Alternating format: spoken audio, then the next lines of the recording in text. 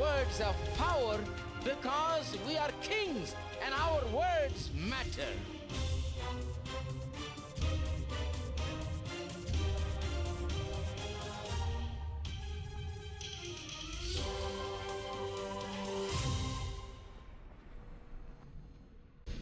Brotherly love, the capacity to love that nobody outside of the church, outside of the true body of Christ, nobody has it, but you have it. That's what distinguishes you from the world. That is what makes you a called out people, a separated people, a different person. You're a different category.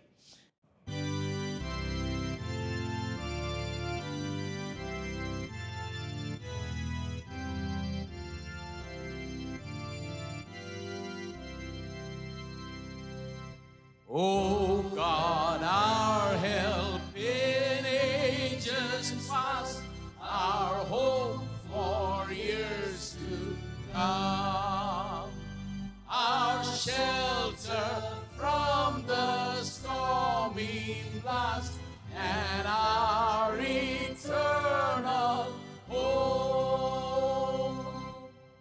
Under the shadow of thy throne, still may we dwell secure. Sufficient is thine arm alone, and our defense is sure. Before the hills in order stood, for earth received her frame. From everlasting thou art God, to endless years the same. 1,000 ages in thy sight are like an evening dawn, short as the watch that ends the light before the rising sun. O God, our help in ages past, our hope for years to come. Be thou our guide while life shall last, and our eternal hope. Amen.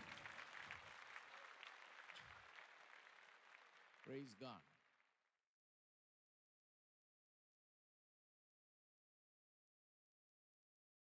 John chapter 2, verse 7. Brethren, I write no new commandment to you, but an old commandment which you have heard from the beginning. The old commandment is the word which you heard from the beginning. Again, a new commandment I write to you, which thing is true in him and in you, because the darkness is passing away and the true light is already shining.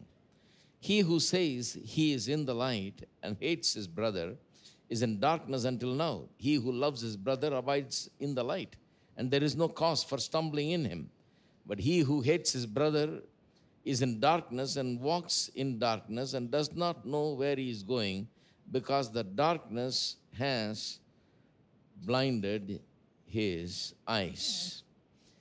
Now, the context of this great passage is this. All these 5 verses is talking about brotherly love. When I say brotherly love, and I talk about brother here, it's not talking about just a brother. It's talking about love among Christian people, our brothers and sisters in Christ. It's talking about that, how we love one another. And this great passage comes in the context of a discussion that John has begun here about the proof of our new birth. He's talking about the fact that we are now in the light, we're not in the darkness anymore, that we are Christians, that we are believers, that we are born again and so on, we're children of God.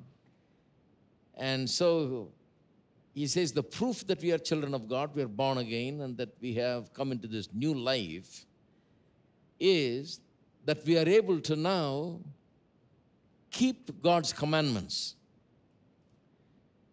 Before we were not able to keep God's commandments. God's commandments were good, but we didn't have the ability because we were in sin. We were slaves of sin and Satan. We couldn't do these good things that the commandments were saying. But now we are able to keep the commandments. The sign of a believer is this, the ultimate final proof that a person is a believer, is born again, has come into this new birth and new life. The final proof is this love. Let me backtrack. The final proof is the ability to keep commandments, generally, all the commandments, he says.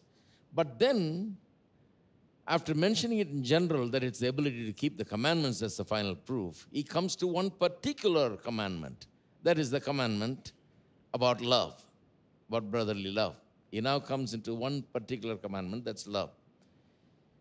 He says, if you can show that you can love your brother, then that is proof that you are born again, that you have come into this new life. A new life has come into you, that you have become a new creation in Christ Jesus. So that's the best test, he says. Now we think a test of new birth is often some experience, some sensation, or some feeling that we've had. We emphasize that part of it a lot, particularly Christians who belong to our kind of circles. You know, we emphasize all these experiences, what we felt, what we saw. Some people say, well, I went as far as heaven. An angel met me there, spoke to me. I believe all that. You know, I believe many experiences are true and so on. But experiences are not proof that a person is born again. The proof is the ability to keep the commandments of God. And here he's dealing with a particular commandment, the commandment to love your brother. He's also talking about fellowship with God. Chapter 1 begins with the fellowship with God that we have. And he's talking about some things that hinder the fellowship with God. Now, the fellowship with God is very important because if you lose your fellowship with God, then you're not able to receive all of the benefits and blessings that God has for you. You're not able to operate by faith. Faith worketh by love. You got to be in fellowship. It's like a child that's done something wrong, always refusing to come and face the father because he's done something wrong. How long can you be without facing the parents? Because you receive everything from the parent. If you need money, you got to go to the parent. Food is provided by the parent. Room is provided by the parent. Everything is provided by the parents. They are your providers and protectors. So you cannot exist very long without restoring that fellowship. So he's interested in fellowship, and he says there are many things that hinder the fellowship and deprive you of the blessings of God. And one of the things that hinder you of that fellowship is this failure to love your brother. So in that way, he talks about it. That's the context. But let's look at how he begins, and let's begin to look at the passage that we just read. Verse 7 and 8, I'll read first. 9, 10, and 11 is where he actually elaborates on the commandment itself. But 7 and 8 is how he begins, and he begins in a very remarkable way. He says, brethren, I write no new commandment to you, but an old commandment which you have had from the beginning. The old commandment is the word which you heard from the beginning. Again, a new commandment I write to you, which thing is true in him and in you. Now, already some of you are confused. Wait a minute, is this the old commandment or new commandment? He says, I write to you no new commandment. This is the same old commandment you've already heard from the beginning. You've already heard it. It's the word of God. It's part of God's word. You've heard it all. I'm just reminding you. And then in the next verse itself, he says, a new commandment. Is it new or old? Is it old or new? Which one is right? Now, this is a question that many people ask. Immediately you get confused. But the thing is, if you go to John chapter 3, John chapter 13, you can kind of explore the answer to that question. John chapter 13 and verse 34. Jesus speaking here, he says, a new commandment I give to you. Now, he's talking about a new commandment, right? A new commandment I give to you, that you love one another as I have loved you. that you also love one another. New commandment I give to you, that you love one another. As I have loved you, that you also love one another. He calls this the new commandment. Is this a new commandment he's giving? The commandment to love one another? Is that a new commandment? It is really an old commandment if you look at it. In Leviticus chapter 19, if you go to chapter 19 and verse 18, this commandment is basically given there. Okay, Leviticus 19:18. You shall not take vengeance, nor bear any grudge against the children of your people. Now listen to this. But you shall love your neighbor as yourself. I am the Lord. So this is the commandment that Jesus is basically talking about in John chapter 13 and verse 34. And this is the same commandment that John is elaborating in 1 John chapter 2 and in verse 7 and 8, where he says, I don't write a new commandment, it's an old commandment. You've already heard it, you know it. This is what he's talking about. He's basically saying, you have it in Leviticus 19:18. Love your neighbor even as you love yourself. And Jesus has also said it, but when Jesus said it, he said it like this. He said, I give you a new commandment. Now, wait a minute, it's an old commandment. How can he say this is a new commandment? Now, I can understand this is an old commandment because it's in the Old Testament. I can understand John saying, it's not a new commandment. I'm not giving you a new commandment. I'm giving you the same old commandment. You've already heard it. You've always known it. Let me remind you. I understand it's old because it's in Leviticus 19:18 about loving your brother as yourself. How can Jesus say it's a new commandment? It's an old commandment. It's there in the Old Testament. How can he say it's a new commandment? It is true that it's old because it's in the Old Testament, but it's also true that it's in the new. In what way is it true? Is it true that it's a new commandment? It's true because in the Old Testament times, the commandment was given under the Old Testament times, but nobody had the power to live by that commandment and fulfill that commandment in the right sense of the word. There it talks about loving your brother, loving your neighbor. Nobody could do what the Bible intended to tell them, what the commandment intended. Nobody could do it practically. So the commandment was there, but the ability to do it was not there. Now, when Jesus said, I give you a new commandment, why is he saying this is a new commandment? Because he's now going to die on the cross, get rid of our sin, wash us clean, not only wash us clean, but give us a new nature and make way for the Holy Spirit to come and dwell in us, to give us the power to do what God says, so that the commandments of God are not grievous to the New Testament people. It's not a burden for us because we can do it now. In the Old Testament, it was burdensome. It's a burden that they could not bear because the commandment was good, but the ability to do was not there, so it was an unbearable burden. But now, after Jesus' death on the cross and the new covenant, the commandment becomes easy because the Holy Spirit in us gives us the power to fulfill what the commandment says in the right sense of the word. So when Jesus said, I give you a new commandment, he had that in mind. He says, even though this is the old commandment, this is a new commandment because it is coming to a new kind of people who have the ability to now to fulfill it. It's the old commandment, but I can call it a new commandment because this is now given to people who are born again. I'm going to die on the cross, make way for you to be born again, have a new nature, become a new creation. And to you I say, you love one another as I have loved you. I've demonstrated what that love is. I've shown you what that commandment means by my life. But not only me, you can do it because I'm going to give you the ability to do it. So this can be called a new commandment. So now that confusion is gone. It is an old commandment. It is also a new commandment in the sense that this commandment is now given to a new kind of people who are actually able to do what the commandment says, right? All right.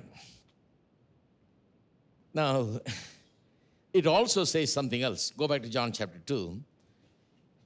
When he says it, look at the way he puts it. Again, a new commandment, verse 8, I write to you, which thing, that is, which commandment, is true in him and in you. What does this mean? He says this commandment is true in him and in you. In what way is this commandment true in him and true in us? This commandment is true in him because he, when he was in this world, when he lived his life in this world, he lived such a perfect life, fulfilled all the commandments of God. He's the only one that did what the commandment said because no one else had the ability to do what the commandment said. Because he was sinless and because he was free from the bondage of sin and Satan, he was able to do what the commandment says. Therefore, this commandment about loving your neighbor as yourself, he demonstrated really through his life that one can do it. He did it and accomplished it. And in that way, it is true in him. That commandment is true in him. But how can it say it is true in you also?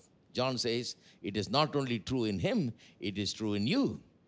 The one who demonstrated for us how to do what this commandment says, demonstrated for us what the real meaning of this commandment is, showed what true love is. The same one died on the cross, made a way for us to be born again, had the Holy Spirit come and indwell us so that we also have the ability like him to do what the commandment says. Therefore, that phrase is right.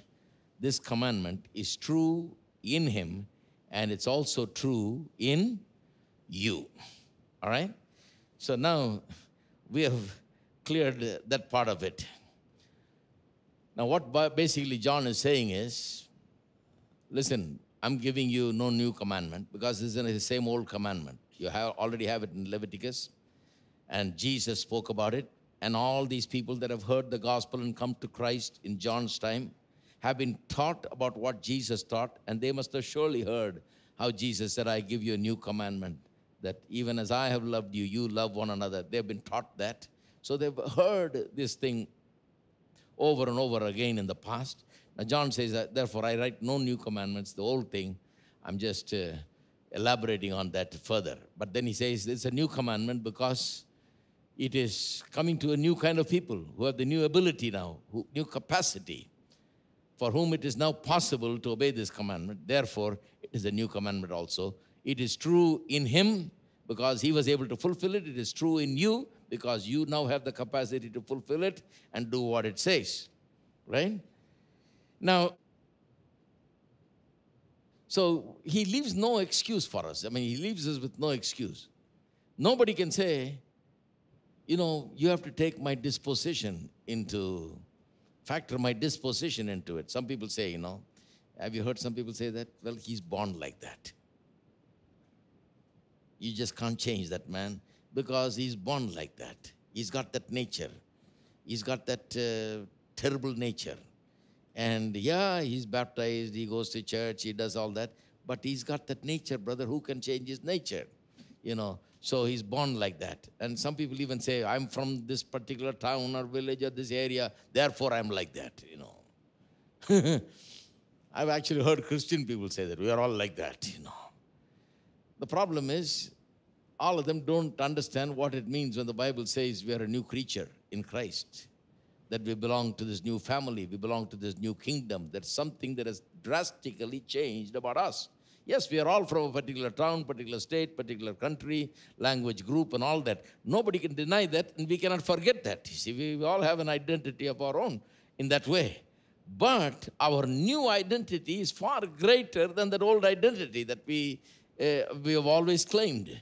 We lived on the basis of the old identity that we are from there and we act like this, we do like, you know, that kind of thing. We clung on to that old identity for a long time, but we now shake that off. We are not clinging on to that. We have a new identity. We are new creatures in Christ. We are not talking so much about that, even though that is still true of us. You know, by getting saved, I've not become a Russian, you know. No, I'm still the same old guy from this place, you know. That has not changed, but something has changed. I have come from the kingdom of darkness into the kingdom of light. I've come from the dominion of Satan into the kingdom of God, into freedom and liberty and joy and peace and a new life. Something has drastically changed. And that changed a lot of things in me, you see. And the greatest change that has happened is that we are now able to do what the commandment says, what God says. We are able to do what God says. So there is a big difference between the world and us. We as Christians must understand that there is a big difference between the world out there and us. What we are teaching today, I cannot go and teach in the world. Every time Christmas comes around or Easter or Good Friday comes around, somebody or the other out there, want to give a good greeting to Christians. They say, well, Jesus Christ was born in this world 2,000 years ago. He was a good man. He said, even as I loved you, you love yourselves. This is a new commandment I give to you. If we all follow that, then we will not have any wars. We can banish wars. We can banish all kinds of clashes between classes and castes and language groups and nations and so on. All our fighting will be over if we can only follow and live by these wonderful words of Jesus. He's such a great teacher. He has given us these words that if we live by it, we'll have peace. But nobody lives by it. Before World War I began, people said, yeah, we are getting very intellectually enlightened. The age of industrialization has begun. We're moving forward. Hereafter, there will be no wars. We'll have no time for wars. We're just moving forward. We are upwardly mobile society. We're going somewhere. We're inventing things. We have now telephones, cars, electricity, trains, all kinds of things. We won't be fighting anymore. We won't be like these barbarians, fighting. We are very cultured people. We are getting very enlightened. And then World War I came. They were killing each other. Nations engaged in war, killing people, and so on. And everybody was shocked, and that kind of teaching calmed down after that, And then soon World War II came. The difference between World War I and II is they were now able to kill more in a more sophisticated way, faster and more people now in World War II, because technology has gone so good now. It has developed. Now they have bigger tanks, bigger everything. Now, you don't even fight wars on grounds. You just fly and hit somebody. And they say after a while, even you won't even have, it's already begun. You won't even have that. You can sit at your home and send a missile, 2,000, 3,000 miles. I'm sure that they'll come up with something that can go 5,000, 10,000 miles also. And hit right on the spot. They can drop it on your house if they want to, You can fight a war sitting next to a computer in an air-conditioned room. Because technology. But that war mentality has not gone. Why? Because man is basically incapable of loving, like Jesus said, love one another. Therefore, technology will increase, you will become scientifically advanced and all of that, but that war mentality, that hatred, all that bitterness and all that animosity and that murderous spirit of Cain is inside of man, inside of every man. A preacher was preaching in England while Hitler was bombing London, And one Sunday he preached about why God allows wars. And he said, this war will, I hope it teaches you that there is not one Hitler. There are many Hitlers. Every one of us is like a Hitler. There is some Hitler inside of each of us. We just didn't have the opportunity to blossom and come forth to full shape and form like him. But there, if we were given the right opportunity, we can all be a little Hitler. Some of us are, in our homes, in our offices, in our organizations, How many Hitlers do you know? How many men like Hitlers you know? How many women Hitlers you know? Let's be fair.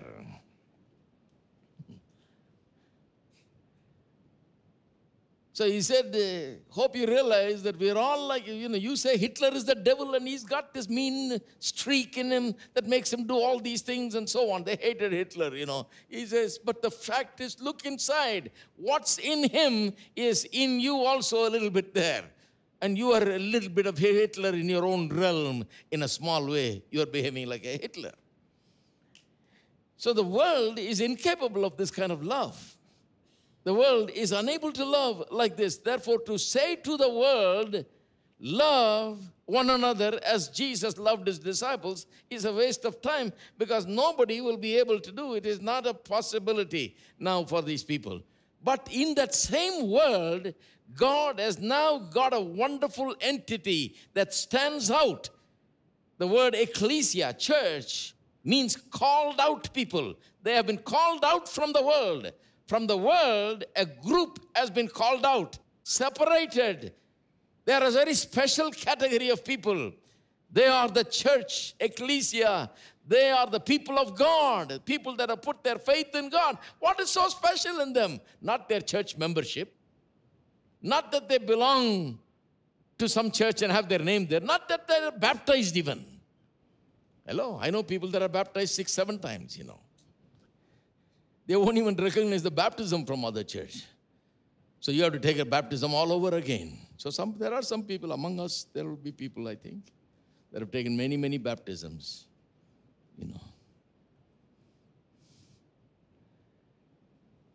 Many baptisms, they think, make sure that you are a Christian, that you are in the kingdom of God. No, the Bible doesn't say that. Not many baptisms. Brotherly love, the capacity to love that nobody outside of the church, outside of the true body of Christ, nobody has it, but you have it. That's what distinguishes you from the world. That is what makes you a called out people, a separated people, a different person. You're a different category because you have the capacity to love. Amen? So this is the foundation he lays. An old commandment I'm giving to you, not a new one. You've already heard that, know that. But yet, you can say it's a new commandment because it comes to a people that have the new capacity now to follow this and do it as it says it.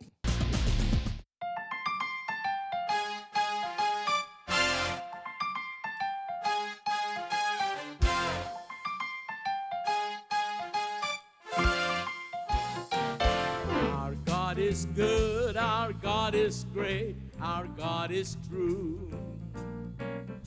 And there is nothing in this world he cannot do.